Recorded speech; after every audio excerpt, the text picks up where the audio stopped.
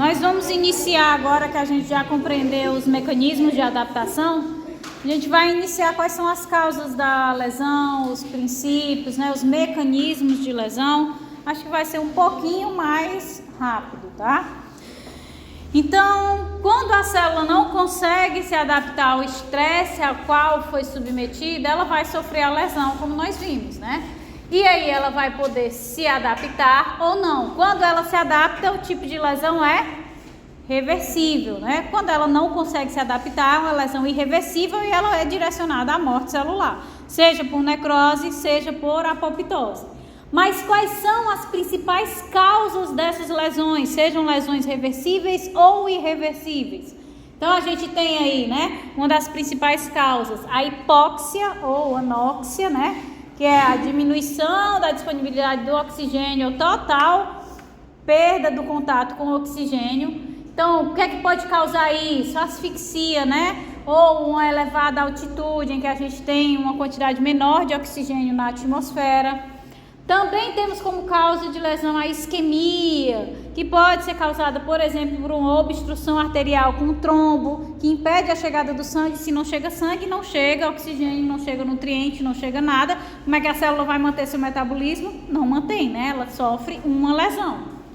Temos também como causas da lesão os defeitos gênicos, né? Então, as mutações, elas podem desencadear os mais diversos tipos de lesões.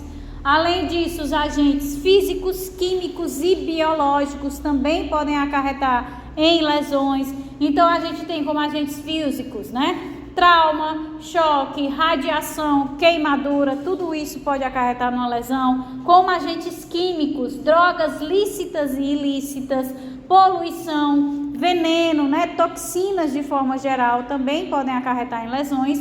E como agentes biológicos, nós temos todos os micro-organismos aí, vírus, bactérias, fungos, entre os vários outros que podem também acarretar em lesões. As próprias reações imunes, né, que foi o que a gente viu lá na lesão inflamatória, que é desencadeada pelo nosso sistema imune, também pode desencadear as lesões. O próprio processo inflamatório, as doenças autoimunes, o processo da reação de hipersensibilidade do tipo 1 da anafilaxia, ok? E, por fim, a alteração nutricional também tem capacidade de causar uma lesão no indivíduo. Então, se ele não tem disponibilidade de nutrientes suficientes, de vitaminas, tá? A pessoa tem falta de vitamina C e ela já desenvolve aí o escorbuto. Então, todo tipo de deficiência nutricional também pode acarretar numa causa de lesão, certo? Se ela vai ser reversível ou não, depende, ok? Depende de quê? Depende do tempo de exposição ao agente agressor, qualquer uma dessas causas. Depende do tipo de agressão, qual foi a agressão que aconteceu, e depende do tipo de célula, né? Da capacidade de resistência daquela célula, se ela vai se adaptar ou não. E quais são os princípios hoje? A anafilaxia, qual tipo de... Do tipo 1. Os princípios da lesão, né? O que é que a gente tem? A resposta celular, o grau da lesão vai depender do tipo da agressão, da sua duração e da sua intensidade, né? Eu posso queimar o meu dedo, causar uma lesão, ou quando eu tenho uma queimadura em 20% do corpo, vai ter uma intensidade muito maior do que em apenas a pontinha do dedo, certo? Então, as lesões, elas vão depender muito como o nosso corpo vai responder a isso, a que grau essa lesão vai atingir, dependendo da agressão, da duração e da intensidade. As consequências dessa agressão à célula vão depender do tipo celular, do estado em que essa célula se encontra e da capacidade de adaptação da célula agredida. Se ela for exposta ao estímulo nocivo e ela já adaptar diretamente, ela sofreu a adaptação. Se ela sofrer a lesão, ela vai ser capaz de se adaptar possivelmente, se ela for uma célula mais resistente, que está com o seu metabolismo mais equilibrado, e aí ela sofre uma lesão reversível se adaptando lá no final. Ou se ela for uma célula que já está com alguma desregulação metabólica, ela não consegue se adaptar, sofre uma lesão irreversível e vai aí para a morte celular.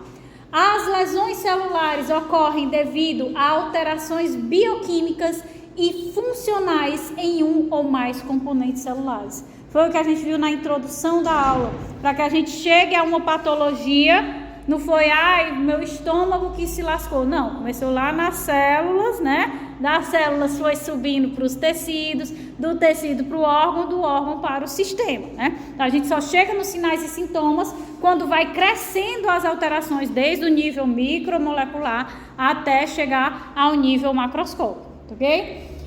Então, nós temos, né, que de todas essas alterações que acarretam nas lesões, a gente tem como principal, que vai mexer aí na funcionalidade, nos componentes dessas células, alterações na respiração aeróbica, alterações na síntese proteica, alterações genéticas, né, são as mutações que são os gatilhos de vários processos de lesão, alterações do próprio citoesqueleto. A gente viu lá na aula, né, da célula, ainda lá no começo do segundo semestre, que se eu tenho uma alteração do citoesqueleto, ele não controla mais a movimentação das organelas. Se essas organelas não se movimentam corretamente, o aparelho de Golgi não endereça vesículas com componentes de forma correta, então começa a ter falhas metabólicas dentro da célula, consequentemente vai ter a lesão.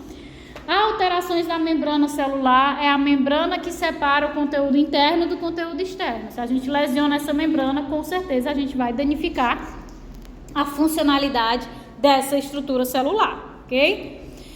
Então, basicamente, os mecanismos de lesão celular, eles são a depleção de ATP, ou seja, não tem a disponibilidade de ATP, lesão mitocondrial, influxo de cálcio para o citossol e perda da homeostase desse cálcio, acúmulo de EROS, né, de espécies reativas de oxigênio e defeitos na permeabilidade das membranas. Todos esses mecanismos de lesão, quando a gente for avaliar agora, vocês vão ver que eles têm características básicas comuns. O que? Eles vão alterar a homeostase intracelular. Todos, depressão de ATP, começa a cair o ATP, não tem energia para manter o metabolismo da célula, começa a ter problema. A mesma coisa, lesão mitocondrial, se a mitocôndria está lesada, ela não produz o ATP, se eu não tenho ATP, começa, entendeu?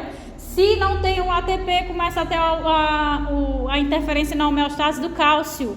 Então, vai alterar todo o metabolismo celular, certo? Todos eles culminam em características muito similares. Mas o que eu quero que vocês tenham sempre noção, começa a nível micromolecular, vai para a célula e vai ampliando até chegar ao sistema. Então, doutor, isso é uma sequência ou são eventos Não, separados? são eventos separados, tá? Podem estar acontecendo ao mesmo tempo, certo? E eles desencadeiam, na maioria das vezes, o mesmo tipo de impacto dentro do metabolismo celular, ok? Então, vamos iniciar com a depleção de ATP, né? Pode ser desencadeada, por exemplo, por anóxia, né? A gente não tem disponibilidade de oxigênio, que pode afetar aí, se eu não tenho ATP, a bomba de sódio e potássio é uma bomba que depende de ATP, né? É um transporte ativo. Então, se eu não tenho ATP, eu vou desregular o funcionamento da bomba de sódio e potássio. A gente viu lá impulso nervoso, lá no sistema urinário, a gente viu a importância dessa bomba de sódio e potássio para manter um equilíbrio, tanto entre o sódio, o potássio e também com quem? Com cálcio, né? Então, se eu tenho a desregulação do funcionamento da bomba de sódio e potássio, eu vou desregular toda a homeostase metabólica da célula. Então, anóxia ou até mesmo a hipóxia, né? Se diminui a concentração de oxigênio, vocês viram em bioquímica, se eu não tenho o oxigênio para realizar o processo de oxidação, receber os elétrons lá na cadeia transportadora de elétrons, eu não vou gerar a transferência desses elétrons, né? Se eu não gero a transferência dos elétrons, eu não gero o bombeamento de prótons para o espaço intermembrana. Se eu não tenho bombeamento de prótons para o espaço intermembrana, ele não vai passar pelo poro da ATP sintase para produzir ATP. Então, a produção de ATP vai lá para baixo, né? Então, quando a gente tem a depleção do ATP, seja por anóxia, isquemia, envenenamento, a falta de energia disponível produz uma falha das bombas de sódio e potássio que estão localizadas na membrana celular. Com isso, o que é que vai acontecer? Vai entrar sódio e água e vai sair potássio, produzindo um edema intracelular. Então, se eu começo a ter um acúmulo de sódio dentro da célula, o sódio ele tem uma força de puxar água maior, certo? Então, ele puxa a água para dentro da célula. Vai chegar uma hora que vai ter tanta água que vai o quê? Romper as paredes dessa célula, certo? Então, aí já começa a ter tanto o edema como pode chegar até o rompimento dessa célula. Então, já inicia o processo de lesão. Mas, além disso, né? Se eu tenho depressão de ATP, então o ATP está caindo, a célula, para tentar manter o seu metabolismo, ela tem que realizar outra via metabólica para tentar suprir esse ATP. Então, o que é que as nossas células começam a fazer? Ela começa a fazer a respiração anaeróbica, né? Ela bota a glicólise lá em cima e todo o NADH que é gerado naquela glicólise vai ser convertido a ácido lático pela fermentação. Só que só gera 2 ATPs, a gente sabe, né? O efeito Pasteur, que tem uma redução, uma qualidade de produção de ATP muito menor do que na respiração aeróbica, de 2 para 32 ATPs, tem uma diferença muito grande. Então, por mais que ela esteja tentando compensar, ainda não é o suficiente para retornar a homeostase metabólica daquela célula.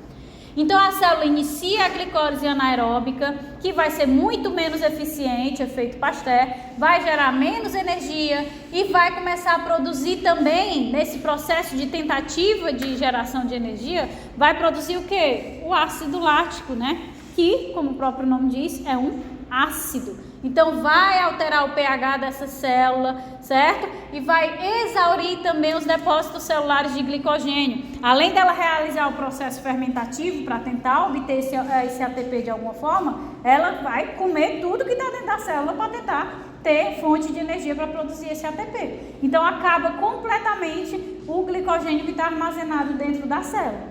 Então, a gente já tem um problema inicial aqui, que já é a tumefação dessa célula, ela vai inchando pelo acúmulo de sódio que puxa a água, ao mesmo tempo em que está acontecendo esse inchaço intracelular, esse edema intracelular, ela também está acumulando ácido e também está aí exaurindo as suas reservas energéticas. E aí, o que é que vai acontecer? Oi.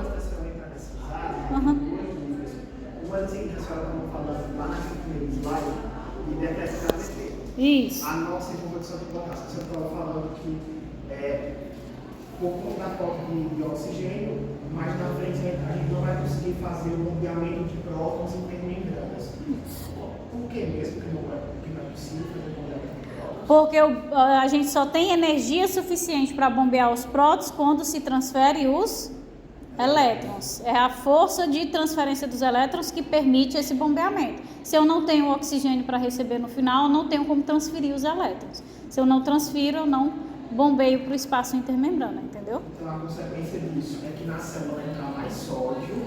Porque há uma desregulação da bomba de sódio e potássio. Entrando mais sódio, entra mais água, ela começa a edemaciar, certo? E a outra, se possível, a célula ficar assim, bem por cima. Só para relembrar o que é o efeito Pasteur. O efeito Pasteur, lembra que eu fiz aquele desenho? Se eu tiver, por exemplo, a mesma quantidade de açúcar em 2 frascos, o frasco que está fazendo respiração aeróbica, se ele consumir uma molécula de glicose, ele vai produzir 32 ATPs. O frasco que eu tampar e ele for realizar uma respiração anaeróbica, se ele consumir uma molécula de glicose, ele vai produzir 2 ATPs. Então, o rendimento da respiração anaeróbica é muito menor, é 16 vezes menor do que o da respiração aeróbica. Então, ela não é eficaz. Além disso, dela ter uma eficácia de geração de energia menor, ela também vai produzir o que nessa fermentação? Ácido lático, que desregula o pH da célula, e a gente sabe que toda enzima precisa funcionar no seu pH ideal. Se desregula esse pH, ela não vai funcionar, desregula o metabolismo da célula, ok? Então, o efeito Pasteur ele é uma comparação positiva ou negativa? Porque, então, assim, o efeito Pasteur é a comparação do que funciona com o que não funciona, ou a comparação do que está funcionando pouco com o que funciona? O efeito Pasteur é mais como se fosse uma definição, um conceito, que na respiração aeróbica a gente gera muito mais energia do que na respiração anaeróbica. É mais como se fosse uma doutrina, uma teoria, certo? Isso, um postulado, exatamente.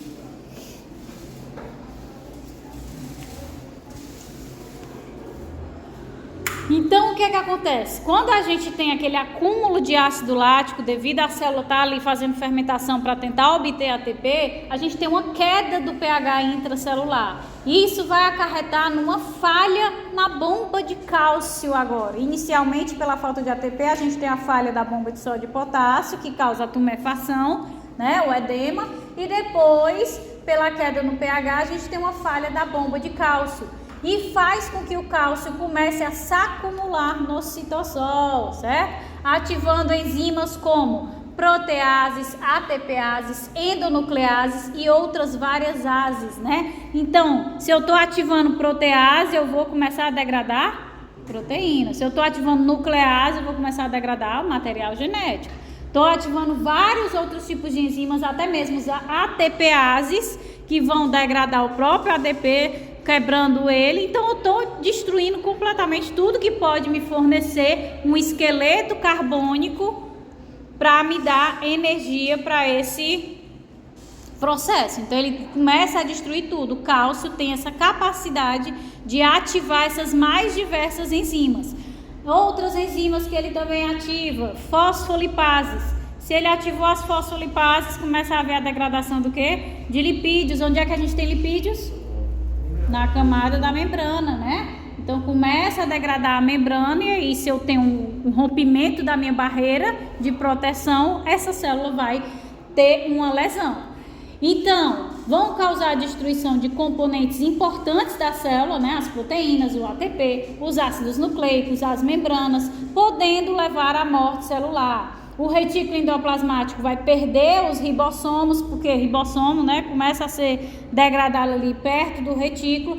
Para a síntese proteica, se eu não tenho mais ribossomo, né, porque essas nucleases começam a degradar esses ribossomos, eu não tenho mais como sintetizar as proteínas, que eles são as principais maquinarias de síntese proteica, tá? Se eu não tenho proteína, não tenho enzima, não tenho metabolismo, não tenho vias metabólicas, eu tenho a morte celular, ok? Então começa a desregular tudo, vai afetar a bomba de sódio e potássio, vai afetar aqui a respiração, eu não tenho mais ATP, desregula a bomba de cálcio pelo acúmulo de ácido nesse citossol, e aí essa bomba de cálcio, ela desregulada, ela começa a ter liberação desse cálcio no citossol, porque o cálcio normalmente ele é retido aonde? Na mitocôndria e no retículo endoplasmático.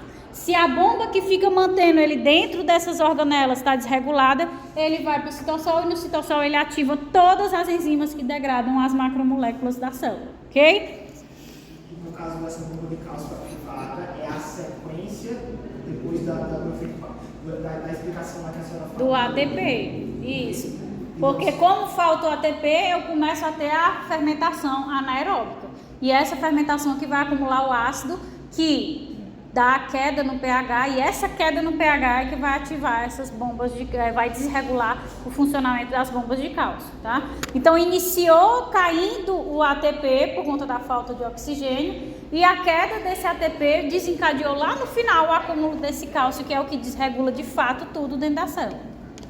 O que seria em relação a outras células membranosas, tipo os lisossomos? Uhum. Seria o mesmo, assim, que a composição varia dependendo das organelas. Isso. Aí qual seria o mecanismo? Pois é. Por exemplo, os lisossomos, eles também são formados por lipídios. Essas lipases, elas vão degradar todos os lipídios, seja da membrana plasmática, seja a membrana do retículo que fica desestabilizada, seja a membrana dos lisossomos. E aí, se eu degradar a membrana dos lisossomos, o que é que ele libera no citossol? Várias enzimas líticas, né, que aumentam mais ainda esse processo de degradação dos componentes celulares, certo? Então vai um processo em cadeia de degradando toda a célula. Porque eu entendi que o que acontece primeiro, digamos assim, seria a diminuição dessa atividade dessas bombas iônicas, com a função do ATP. Aí a partir disso que haveria a ativação de outras enzimas. Primeiro acontece porque aqui no caso o mecanismo que a gente está associando é a depleção do ATP. Por quê? Porque é a anóxia, a falta da presença do oxigênio. Então a primeira coisa que acontece é a queda do ATP. E aí, essa queda do ATP é que vai desencadear desregulação da bomba de sódio e potássio, porque ela não tem mais ATP para funcionar no transporte ativo. Além disso, ao mesmo tempo começa a acontecer o processo de fermentação, que acumula o ácido. Esse ácido derruba o pH e desregula a bomba de cálcio. Essa bomba de cálcio começa a soltar o cálcio no citosol. E aí ele ativa todas as enzimas e essas enzimas começam a degradar os lisossomos, a membrana dos lisossomos, começa a degradar a membrana de retículo, começa a degradar tudo que envolve, se o retículo está se degradando, começa a liberar os ribossomos, aí vem as nucleases e quebra os ribossomos todos, aí a gente não tem mais nada funcionando. Deu para entender? Começa com o ATP, começa com a falta de oxigênio, aí cai o ATP. Quando cai o ATP, ao mesmo tempo tem a fermentação e a falha da bomba de sódio e potássio.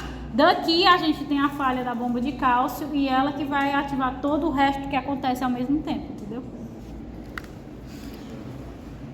Então aqui, ó, é a figurinha que tem lá no Hobbes, né? Então aí o processo isquêmico, tem um trombo ali impedindo a circulação do sangue. Se não chega o sangue, não chega o oxigênio. Se não chega o oxigênio na mitocôndria, a gente tem uma queda da fosforilação oxidativa.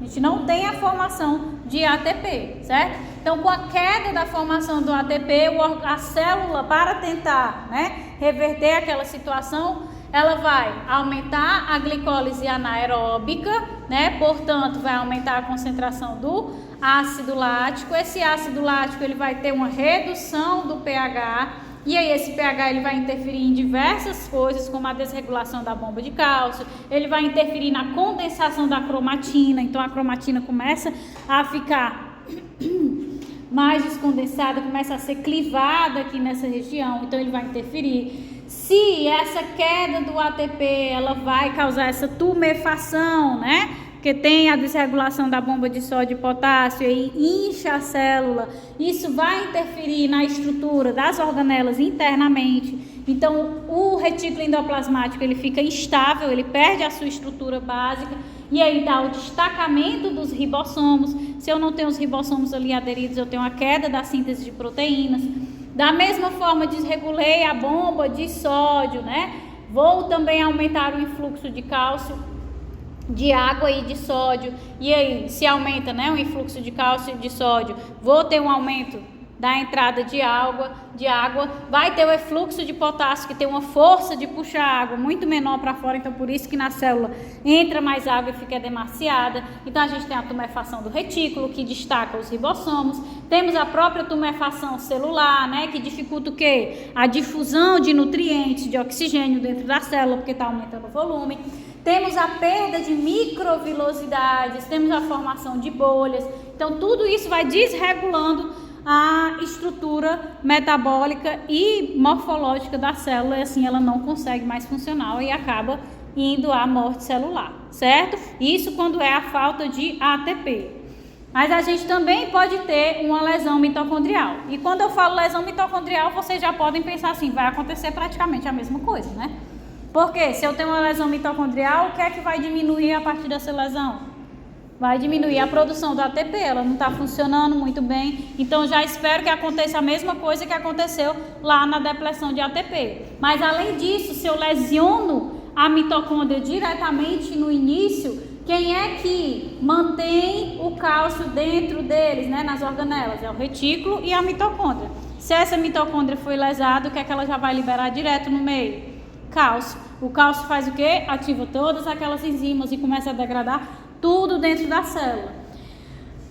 Então, o armazenamento de cálcio, quando a gente tem uma lesão mitocondrial, ele fica prejudicado. Então, o que é que a gente pode supor? Que uma lesão mitocondrial, ela vai ser mais rápida, Se eu tenho uma toxina, um veneno que chega e atinge diretamente a mitocôndria, ela vai ter uma ação mais rápida, porque ela não precisa passar por aqueles processos, iniciou a fermentação, desregulou a bomba de sódio e potássio, tumefação, caiu o pH, como foi na depressão de ATP. Ela já chega lesionando, ela já liberou o cálcio, então ele já começa a ativar aí todas as enzimas.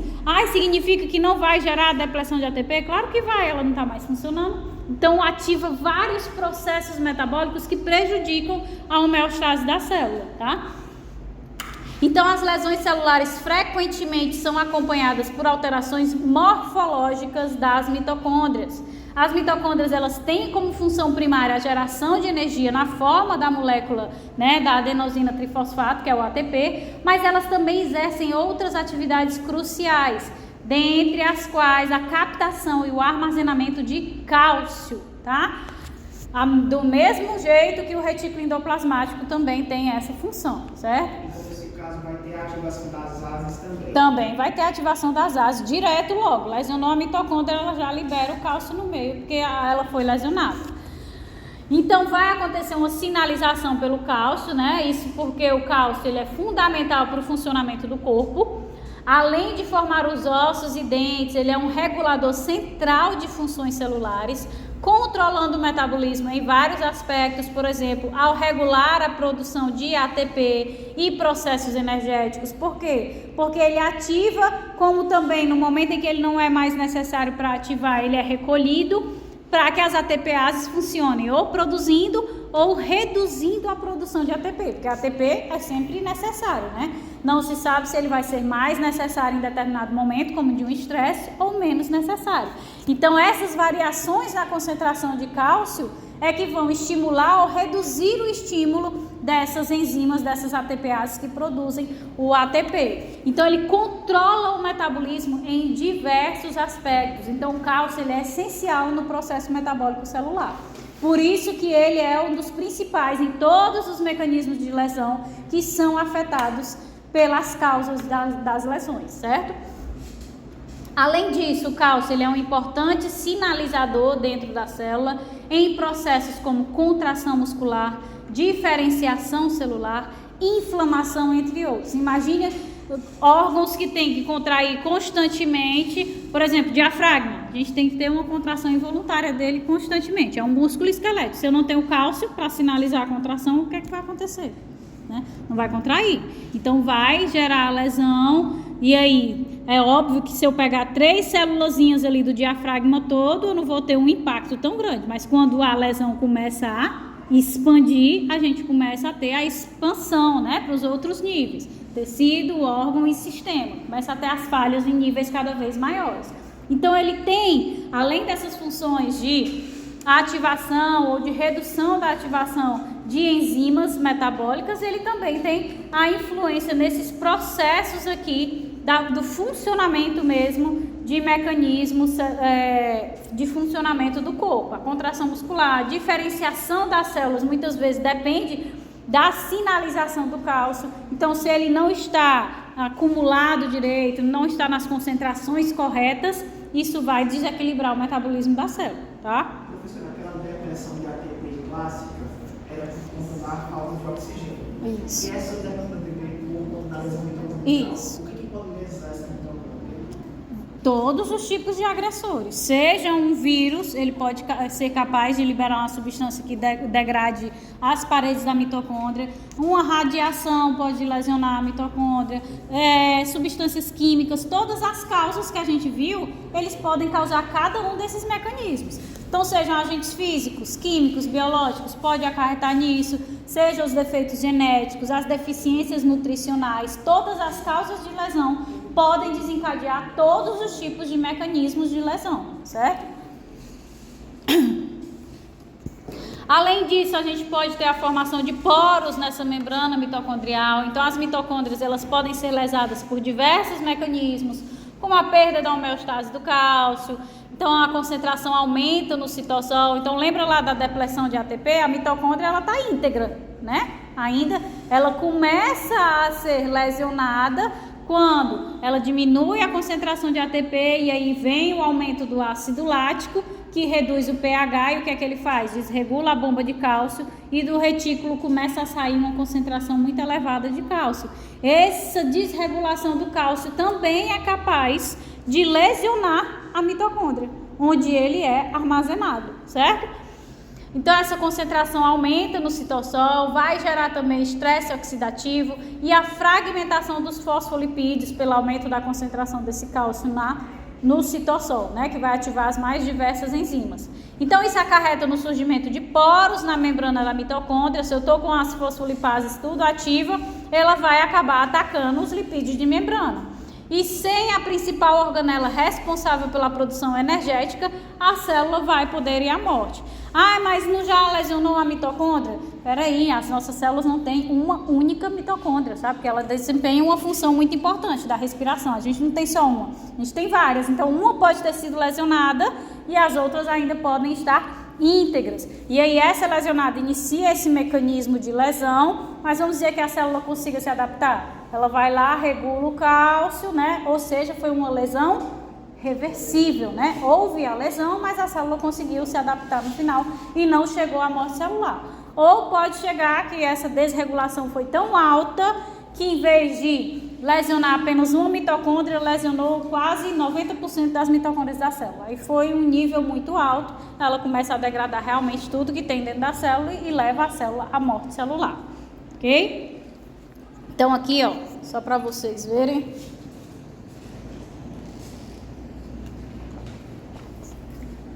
Quando a gente tem a redução do suprimento de oxigênio, ou a presença de toxinas, ou a radiação, a gente tem um dano ou uma disfunção da mitocôndria, obviamente vai diminuir, ou seja, ter a depleção de ATP, vai aumentar a produção de espécies reativas de oxigênio, porque se eu não tenho oxigênio no final para receber os elétrons, esses elétrons vão ficar aí livres, né? Radicais livres, então aumenta as espécies reativas de oxigênio e aí a gente tem diversas anormalidades celulares acontecendo ao mesmo tempo que pode desencadear a necrose.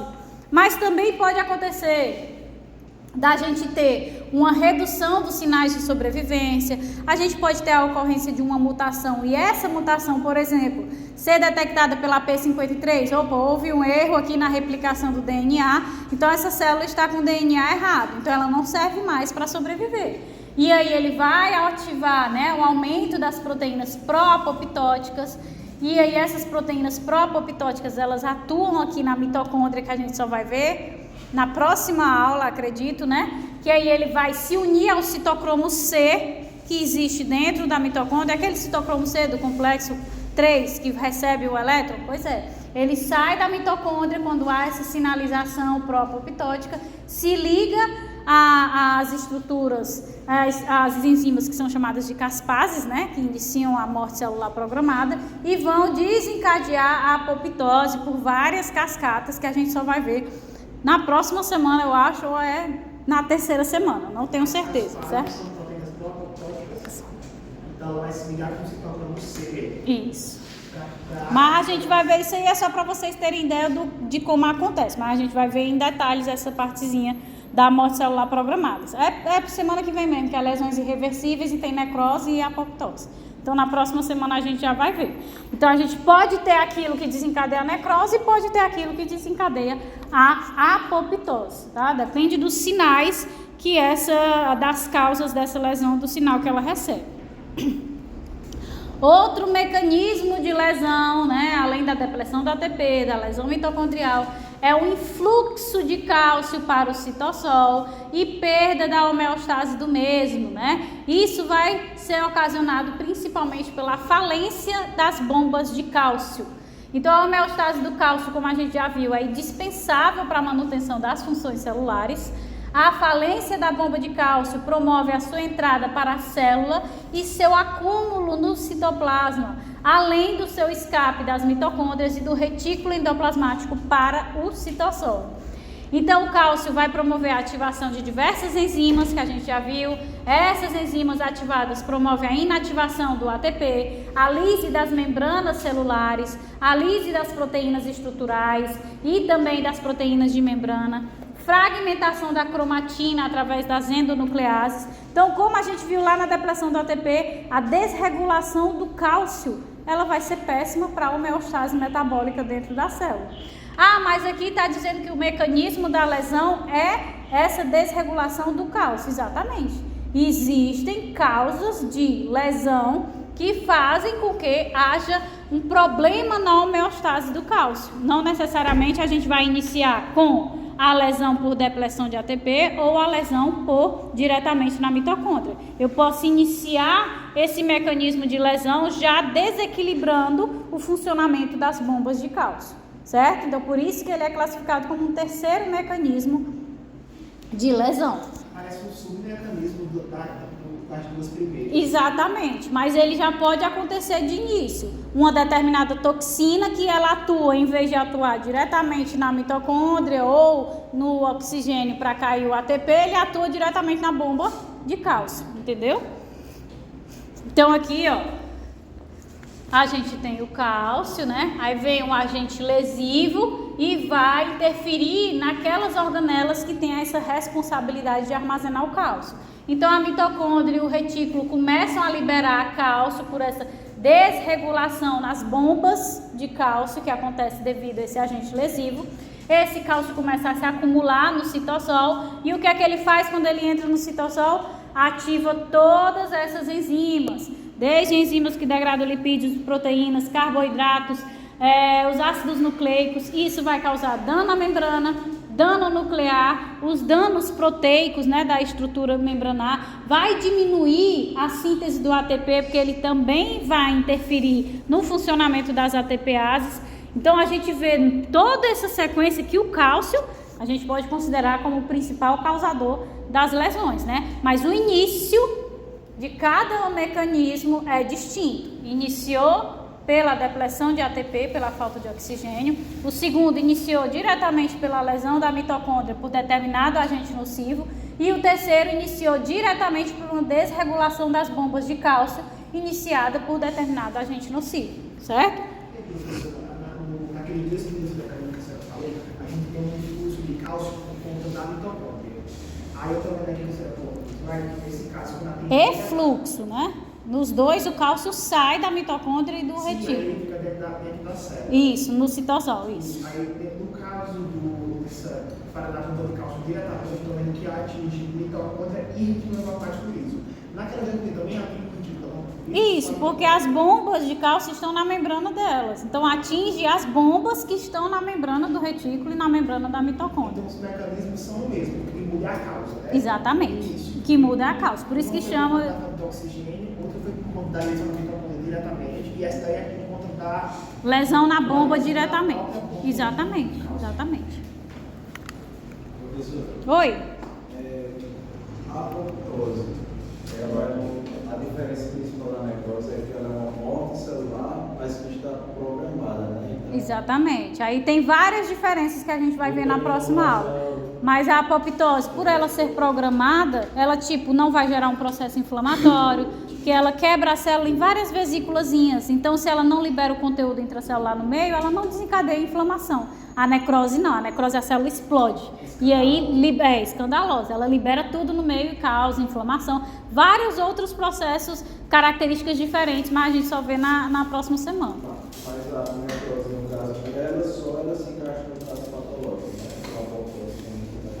Também se encaixa. A célula pode desencadear a apoptose por determinada... essa célula aqui, por exemplo, que a gente viu lá, as células NK, as células natural killers, elas têm capacidade de reconhecer uma célula que está infectada por um vírus.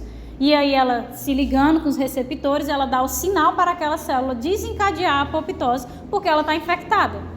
Então pode ser por princípios patológicos ou fisiológicos, né? Como a gente viu lá em embriologia, o processo de abertura do canal do esôfago, do estômago, acontece o processo de apoptose também. Então ele pode ser fisiológico e pode ser patológico, tá?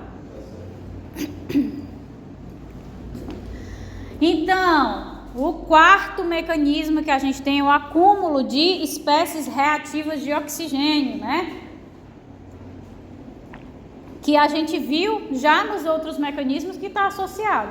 Se eu tenho um problema na mitocôndria, ela não vai funcionar direito o quê? A transferência de elétrons. No caso da depleção de ATP, era o quê? Era porque não tinha oxigênio suficiente para receber os elétrons. Mas numa lesão da mitocôndria, porque ela não está funcionando direito. Então ela não transfere os elétrons de forma correta, formando o quê? Os radicais livres, as espécies reativas de oxigênio, certo?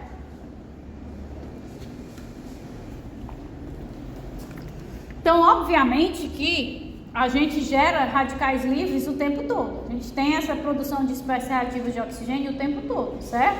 Porque nem sempre o nosso sistema ele é 100%, ele consegue aí manter. Até mesmo quando a gente expõe, por exemplo, os nossos peroxissomos, né, que a gente bota lá água oxigenada. Então os peroxissomos, eles têm um papel de defesa no nosso organismo, porque eles vão gerar o peróxido de hidrogênio, que é um dos radicais de oxigênio, só que ele, já para garantir não aumentar a concentração desses radicais livres, ele também tem a enzima catalase, que quebra esse peróxido de hidrogênio. Então a gente tem a produção desses radicais, mas nós temos mecanismos fisiológicos, metabólicos, bioquímicos, mais especificamente, que existem dentro de cada célula para evitar o acúmulo desses radicais livres, certo?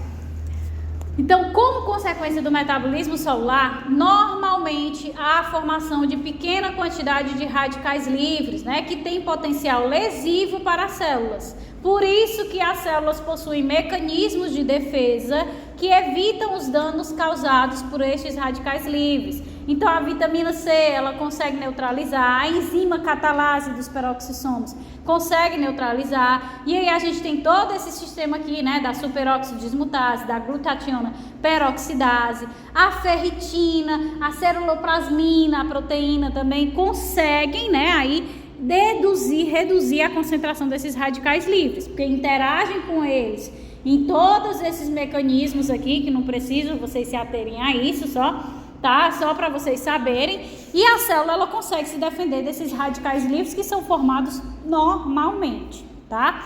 Mas o que é que acontece? Quando a gente é submetido a um estímulo nocivo, um estresse, a gente tem um aumento considerável da formação dessas espécies reativas de oxigênio, e além disso, além de aumentar muito a concentração desses radicais livres, a gente também tem um desequilíbrio desse sistema de defesa.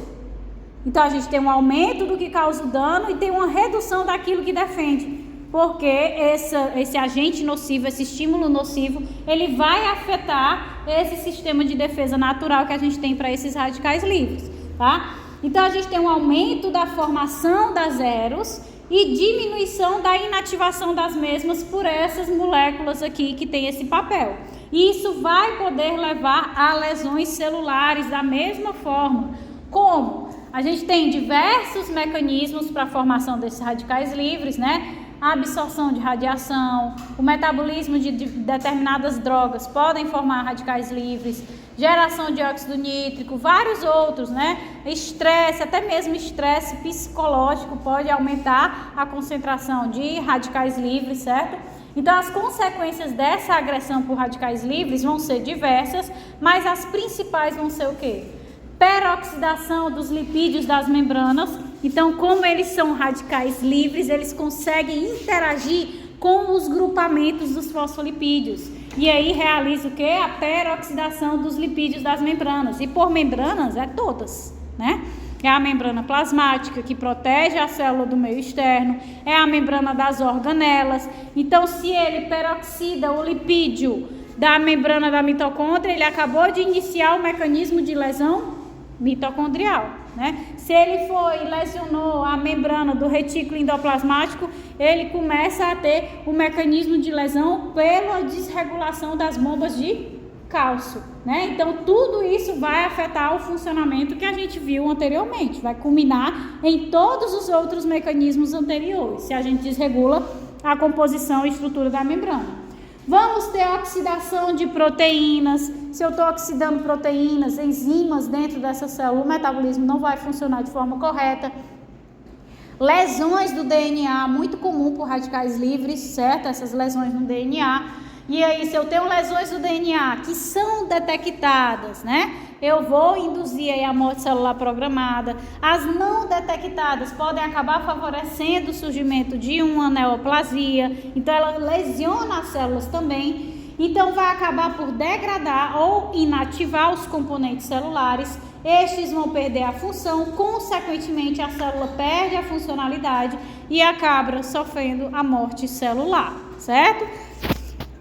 Então, a gente tem aqui, né, no processo respiratório, por várias outras razões que eu mostrei, né, no slide anterior, a gente tem a produção dessas espécies reativas de oxigênio. Seja na respiração, que está submetida ao estresse e aí não está fazendo a transferência de elétrons direito, seja radiação, compostos químicos nocivos, vão aumentar a produção de espécies reativas de oxigênio.